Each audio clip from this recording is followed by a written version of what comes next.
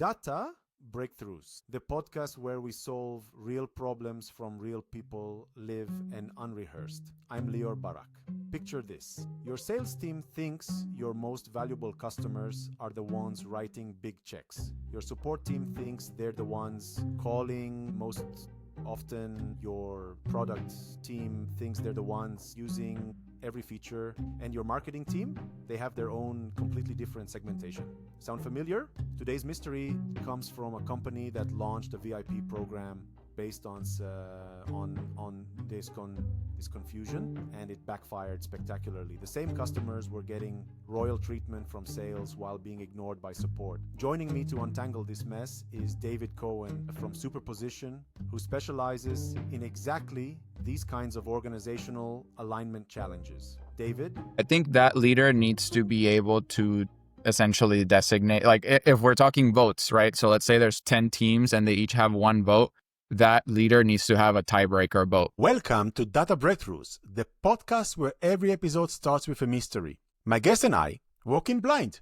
No clue what the problem is, no idea about the industry, and definitely not here to spend an hour debating tech stack. Instead, we unwrap a real problem from a real person, figure out what's actually going on, vanish for 15 minutes to think on our own, and then return to see if we can crack it live. It is part detective story, part improv challenge, and part let's see what breaks. No scripts, no preps, just curiosity, creativity, and a dash of chaos. Today, my partner in problem solving is the wonderful David. I'm so excited to have you here today. How's it going? It's going great. Thank you for having me. Excited to be here. Can you tell our audience a little bit about yourself? Yeah, of course. I'm happy to. So my name is David Cohen. For everybody that doesn't know me, I am the founder of a consulting firm named Superposition. I run a consulting firm where I build strategy workshops to help other consultancies in the data space or AI spaces be more effective at their work, whether that's through serving or building workshops for serving client engagements and for the discovery of complicated and sort of ambiguous client-facing projects, or also internal growth needs for consultancies in that space. And just generally a long-time consultant and data nerd as a whole. So excited to be here. Thank you very much for joining. And to start it, I have 3 icebreaker questions for you. What is the funniest file name you ever seen or created? So the funniest one I've ever seen was there was in the dashboard business, there's always like a lot of files that serve as source data files. So the classic funny one is, it says do not touch in all caps after like perhaps, 5 or 6 underscores of, as you have in the next question, final, do not touch. Please don't touch. So I think that would be the funniest one. I try to stay away from creating those myself because it's bad form, I guess. My funny way of doing this is to leave comments in the back end of certain dashboards that I create so people can laugh when they see them later, but not in the actual file name. I used once the Simpsons family as names for files of Excel. Yeah.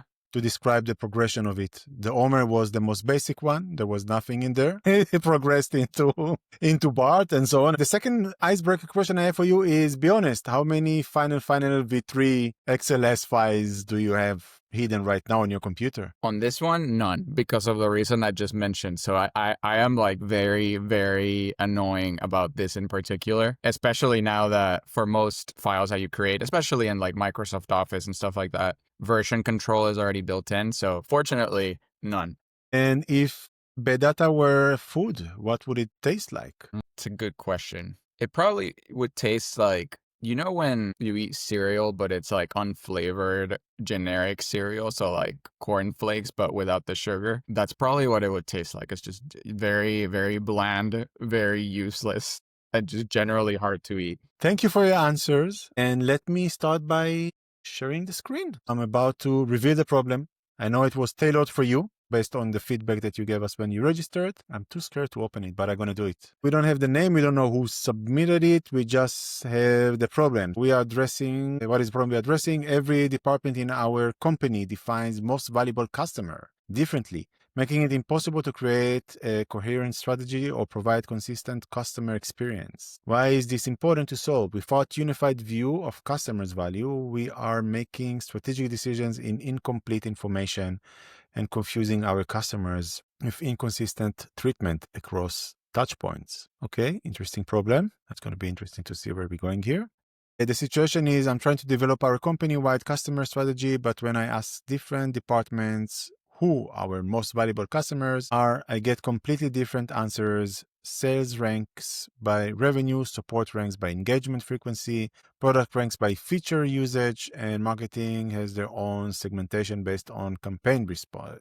The trigger that we have in here, we launched a new VIP customer experience program last quarter, but it turned into a chaos. Same customers could be treated as high value by sales, big contract, while simultaneously getting basic support, low engagement score, and irrelevant marketing, different segment. Customers started complaining about inconsistent treatment. Be curious how they found out. Me too. We don't have it here, I think. Tension. Each department insists their customer view is correct for their function, but I need one authority definition to guide company strategy. Every stakeholder meeting develops into arguments about whose metrics matter most. Meanwhile, we are providing a confusing, fragmented experience to customers who don't understand why we treat them differently depending on which team they interact with. There are no boundaries. Tech stack, Salesforce, Zendesk, product analytics platform, email marketing. I think that a lot of it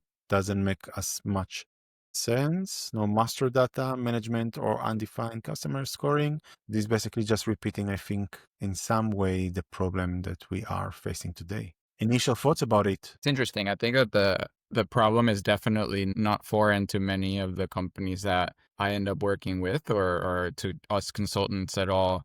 I mean, I think this is a pretty normal situation of having different pillars in an organization and having different perspectives on something meaningful. Feels like I'm interviewing for a job again. Oh, it's a case study, you know? At the end of Yeah, it, we evaluate you and we make a decision. Man, no pressure. What we should do now is create some clarity statements. What actually is the problem that we are solving? What are our assumptions, if there are any, and also if there are any limitations or boundaries that we are placing already and we say that we're not going to touch. Would you like to start or? Yeah, do you want me to put in a new sticky for it or should I tell you and you put it in? How do you want to do it? Feel free to put a sticky yourself and then we can have a discussion about it. It's a human problem that we need to bring everybody together, I think. Correct. And that's actually what I was going to write is we need to overcome the human problem of indecision in defining the, I'm talking out loud, so I guess the audience can understand what I'm thinking through in defining the, what is it? What's the word that was used? Is it ideal customer or valuable? Oh, most valuable customer. It was most valuable customer. Actually, I'm going to rephrase that. In defining what value looks like and who out of our customer base gets the most of it. What I mean by that is that I think there's actually two parts to the problem, is that the different sort of pillars within the organization don't understand what value they provide to their customers, so they all have different definitions of it. And secondly, because they don't understand that, they don't understand who in their customer base gets the most of that value, if that makes sense. That's my thought on it, at least. Yeah. I agree. I think it's a lot about how to align basically all of them on understanding who is the valuable customer and then how to treat basically them based on this ranking. Yeah, there's a metric alignment problem, like them sort of understanding what metrics they need to track to understand value, and then obviously what action to take out of those metrics as well. My assumption, or a big assumption that I would have, is that there's buy-in from leadership to do this, right? Or to mandate a singular vision, because the problem is that if there isn't, right, if this came from one leader in the company, but the entirety of the leadership team of the rest of the company isn't bought into doing this, we're just going to run into more issues. So my assumption for the sake of solving this is that we are not going to run into that problem in particular. Anything we want to avoid in our brainstorming session? I think that for the sake of, the session, let's say that budget is infinity, right? Just for the purposes of doing this in reality, I think it would obviously not be infinity. So for the sake of our activity today, I think that it would help to just be able to suggest any solution that is feasible, no matter how much it costs. In reality, obviously, that's not the case. But for today, I think it might make more sense to make it smoother. We're making it easy. Let's Yeah. limit ourselves. Unlimited budget. Well, I think we can make it limited if you want. I just, I don't want to like talk about necessarily budget constraints for like, using Zendesk versus using whatever other support interaction platform, but it's up to you. We leave it unlimited. We don't touch tech. So we don't touch tools. Yeah, so I think what we're discussing is talking only about the process, right? And only about and then another minor assumption that I'm going to make is that every department that is participating in this wants to participate. This is making it very, very easy because we know that the reality is not that. Okay, fine. Let's keep it out then. I actually think it might be more interesting if they don't want to participate. Or maybe let's make the assumption that we have at least one department that does not want to participate. Let's do that. Okay. So I think we have a clarity statement that we can work with. We turning off cameras, 15 minutes and we are back. Perfect. Perfect. See you in 15. We are back. How was the 15 minutes? Went by fast. Was it feeling like a case study for a company you're interviewing for? Yeah, this just took me back like majorly to like early days of my consulting career and having to case study. Essentially, this is just like that. I know what you mean. Would you like to start maybe presenting your brainstorming area? Yeah, sure. So, the sort of reflecting on the stuff that we were talking about earlier, the problem here is actually a human problem. It's not a metrics or data problem. The primary challenge being that we have an organization that does not agree on what value means, most importantly. So my idea was to have a series of sessions or like a breakthrough amount of sessions to define what value means for a customer, and then essentially what tracking that value means from a metrics perspective. But the sessions aren't to necessarily build anything. They're just to get everybody on the same page. So it would be defining what a persona is of a singular VIP customer, the same way that you might define an ICP as you're starting a company. So the objective is, at the end of the day, just defining what value is. And obviously designating a person within the broader team that can serve as a champion to define how the organization is going to take that definition of value and build tools that are going to enable them to understand who those high value customers are, whether they exist, and how they're going to serve them. The challenges or concerns that I had about this is that value actually doesn't necessarily mean profitable for the company.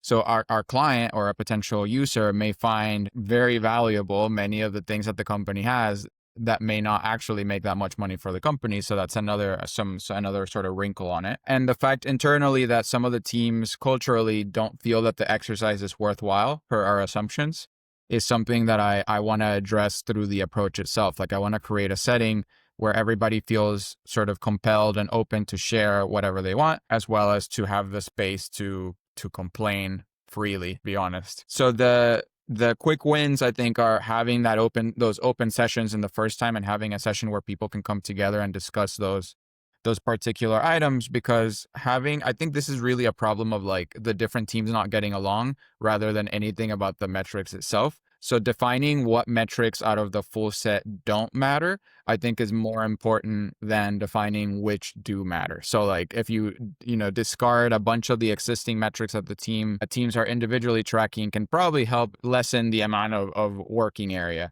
And then constraints wise, I think that the challenges here are as far as we defining the value to the customer and who the ideal or VIP customer is, you can actually only work off of the existing customer base because they're the only data points that you have.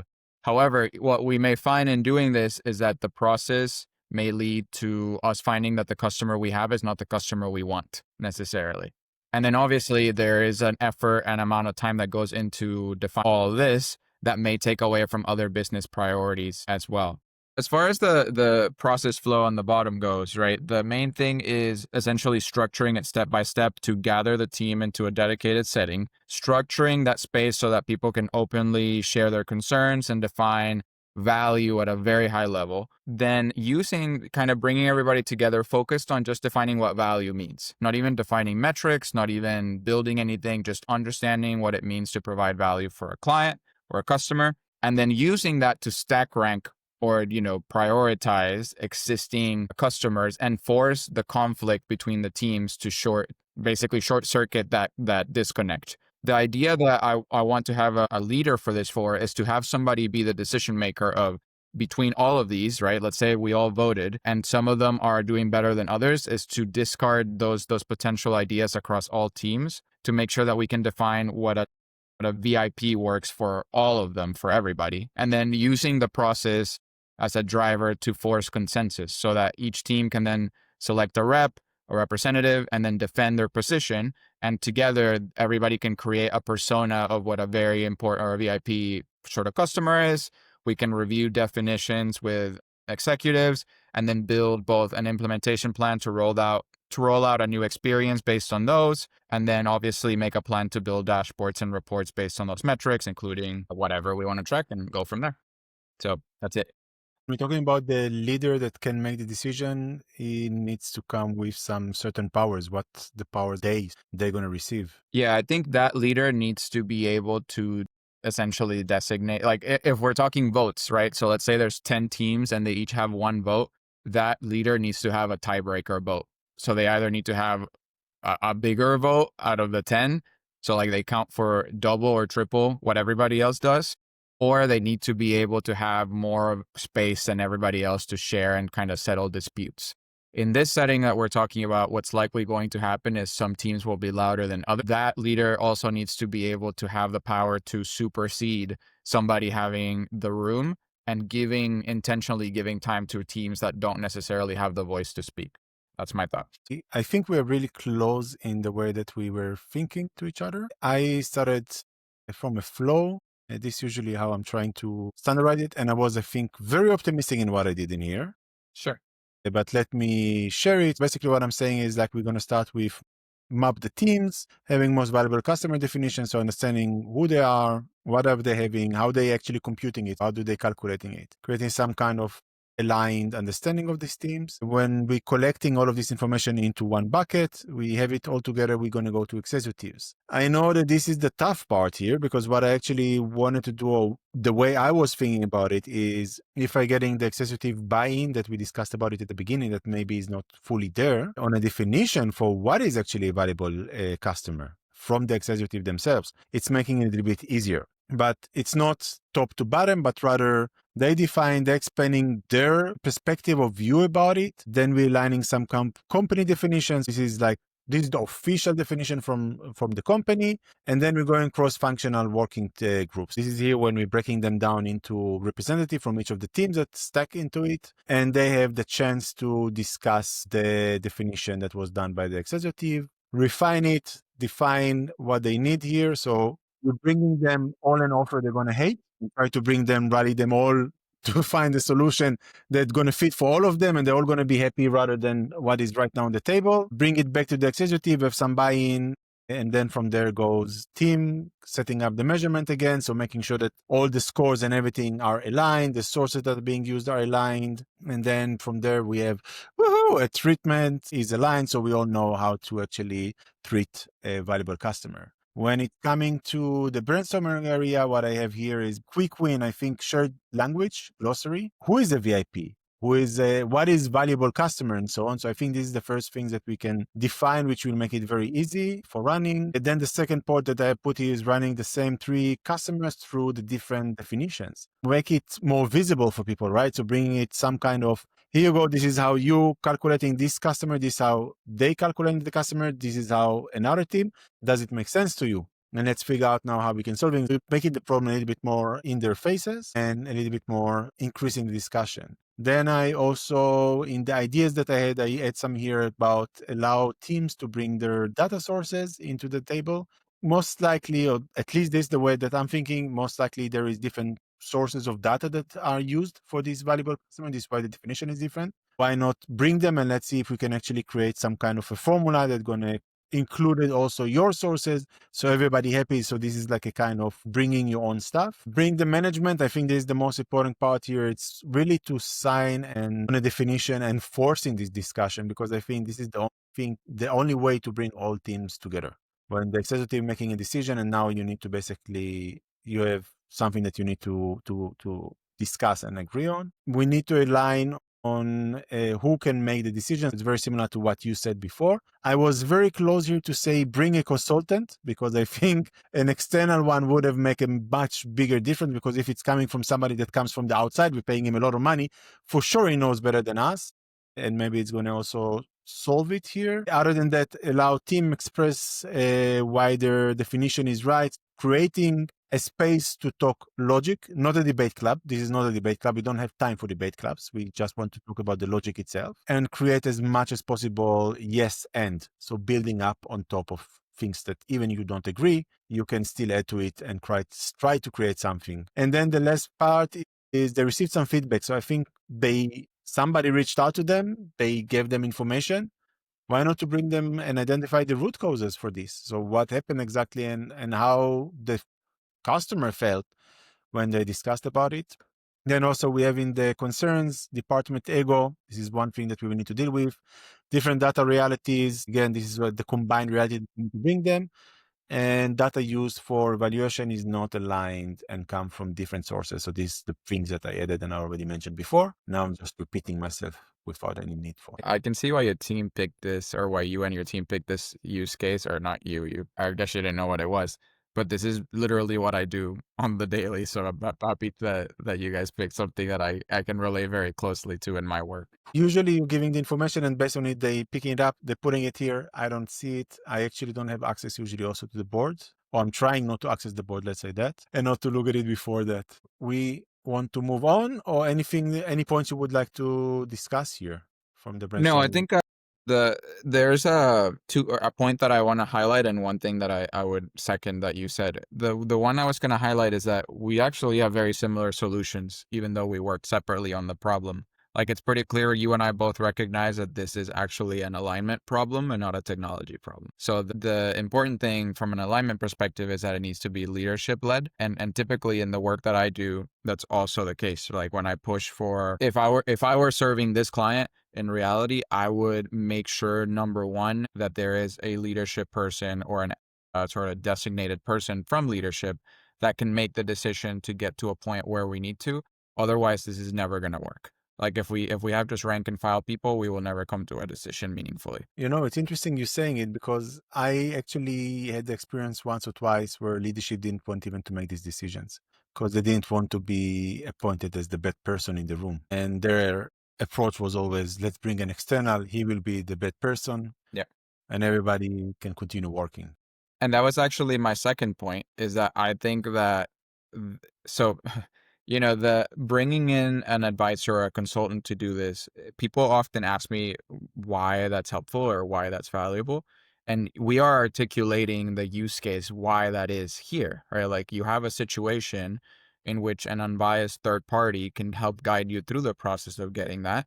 And that's why you and I exist, why consultants or advisors and data experts exist in the first place, is that we can go into a setting like this and then have the ability to guide you through the process of getting there without having any biased perspective for any of the parties involved. A large part of this problem for me is actually that everybody in this is so caught up in the ego of it, as you said, that they're never going to be able to get past the problem without outside help, or like basically getting a therapist is the equivalent of, like, you know, an interpersonal relationship. I think it's very political as well, because everybody Correct. voting for what they think is the right thing and then go try and move it around. Yeah, so you need somebody outside of that framework to be able to decide.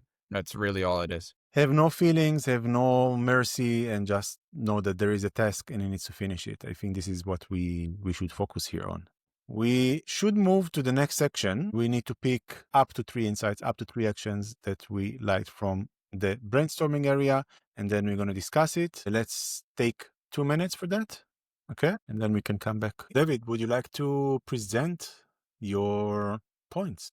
Sure. I think of the 3 insights, right? The first one I think is the biggest one, which is, as we were talking about, this is actually a people problem and an ego problem, or rather than a technology or data one. As far as, you know, the process, it should essentially focus on solving those ego problems versus that, right? And then as a result of that, if we don't have any leadership buy-in and direction, any efforts to solve this problem or set of problems will inevitably fail. And the biggest insight is that while they can certainly try to solve this problem internally, it would speed up the process and make it much more efficient if they evaluated getting outside help to break through and actually solve it. In terms of action items, for the first one would be, I think, actually to preferably bring everybody together in person. So creating a setting or an event or something where we can bring everybody together in the team, representatives from each of the pillars that were discussed, and designate an advocate at a leadership level to come together and solve this problem while simultaneously exploring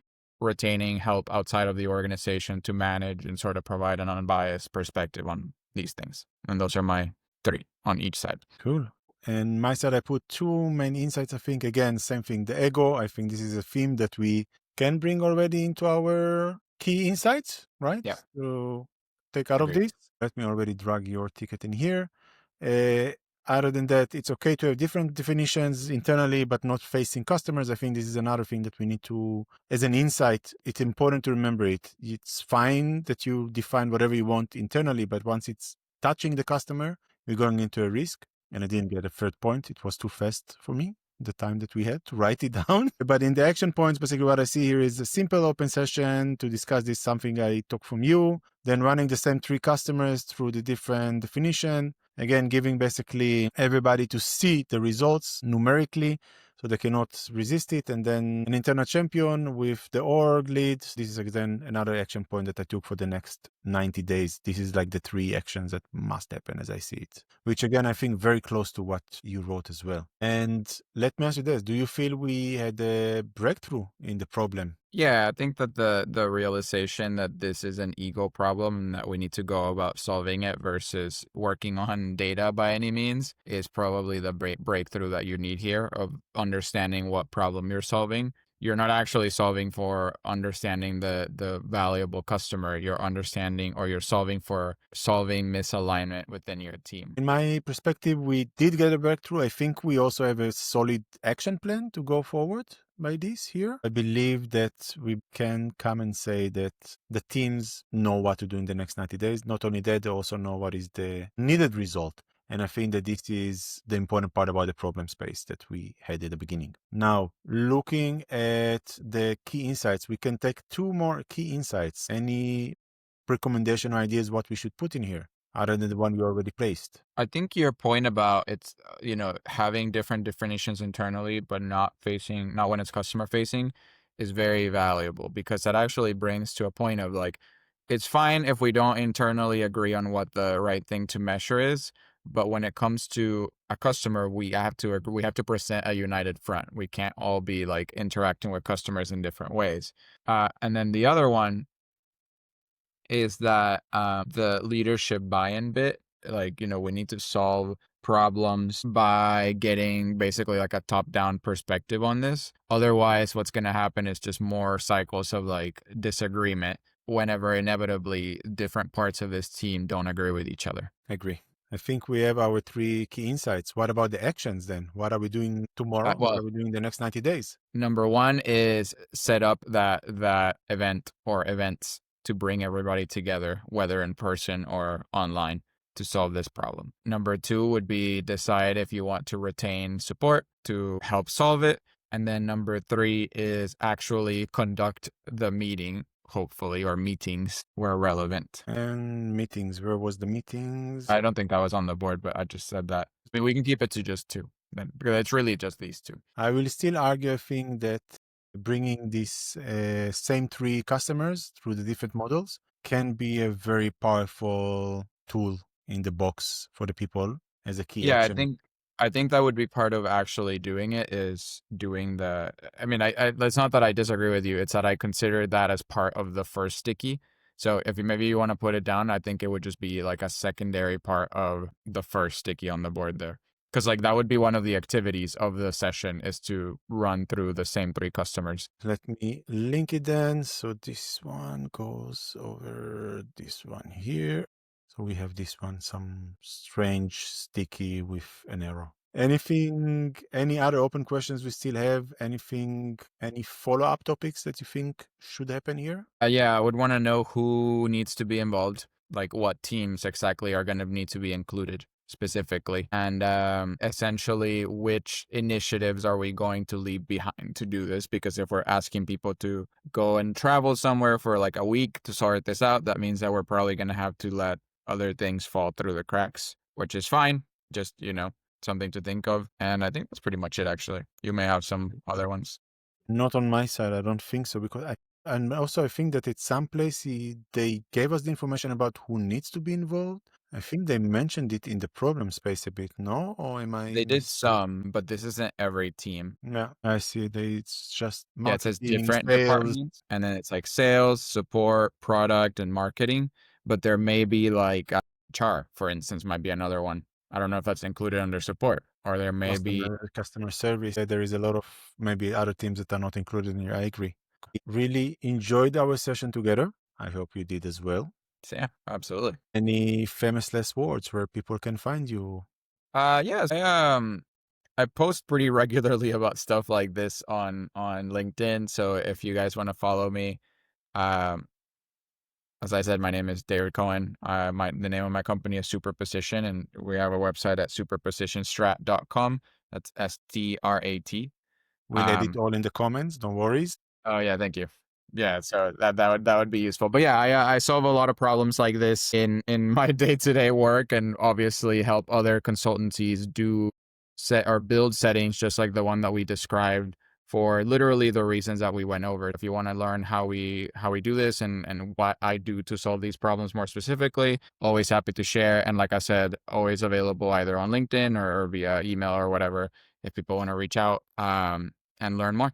Yeah. May I ask you one last question before you go? Please. Can you recommend one book that you have read lately that maybe our readers will find it interesting? Yeah, actually, the book is called Game Storming. It's actually recommended to me by somebody else. But the reason I bought it and I found it useful is that I work in the workshop space, which means that the activities that we do as part of workshops are sort of as important as the debate itself. And the book that I just showed you has a variety of different activities and sort of design thinking and human-centered, design-oriented perspectives on how we can get answers from people in different settings. What I like about it is that it walks you through the different scenarios that you might use a workshop activity for and what outcomes you can get through them. And it's essentially a manual for how to use many of those things. So let me see if I can show you one. So here, like you can see, like this is an activity for like an elevator pitch. So you'll notice how it has like a little drawing that kind of shows you what it is and how to do so.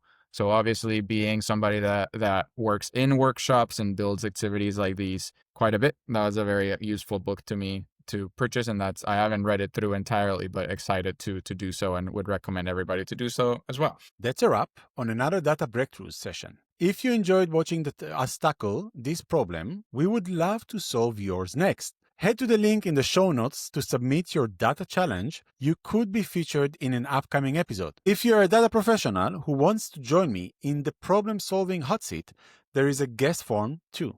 Thanks for listening, and I will see you in the next breakthrough.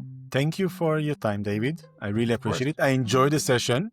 Yeah. And I will see you around. And I follow you on LinkedIn, seeing quite a lot of your posts as well. And I can recommend it. Perfect. Thank you so much. Thank you for your time. Bye-bye. Bye.